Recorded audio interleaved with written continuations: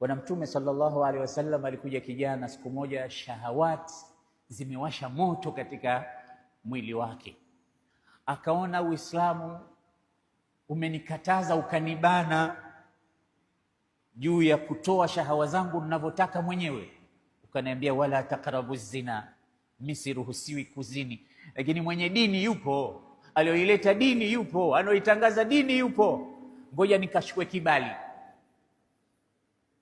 Akafikiri labda akienda kwa Mtume akimwambia nipe ruksa, Mtume atampa.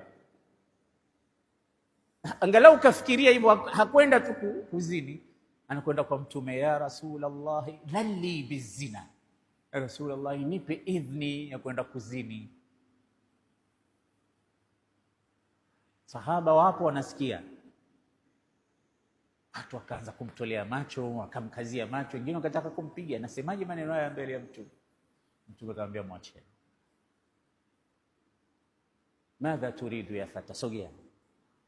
Uridu an ta'dhana li bizina, mtaka nini? Anarudia, shahawati zimemkoroga, mtaka kuzini ya Rasulullah, nipe kibali, nipe idhni.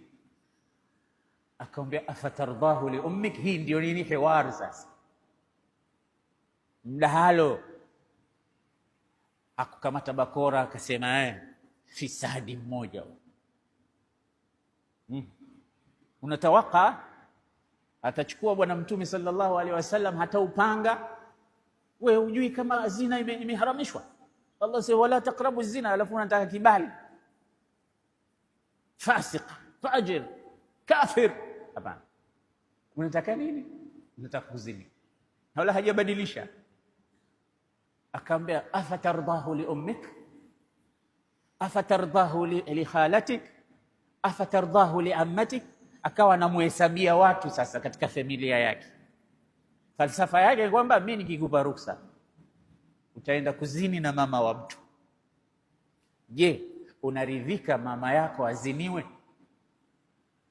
Nikikupa ruksa utaenda kuzini na dada wa mtu, afatardahu li ukhtik, je, unaridhika dada yako aziniwe?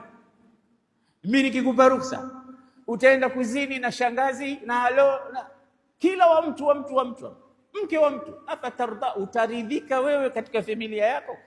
Kila akiulizwa anasema la, siridhiki mama yangu aziniwe, wala dada yangu, wala amati yangu, wala halo yangu, wala.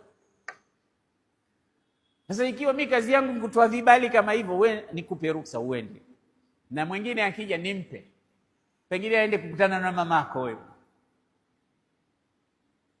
Sasa ma la tardahu li ghairik ma la tardahu li nafsik kaifa tardahu li ghairika min almuslimin. Kama kitu hujakiridhia wewe familiani kwako, vipi unaridhika kwa familia ya watu wengine?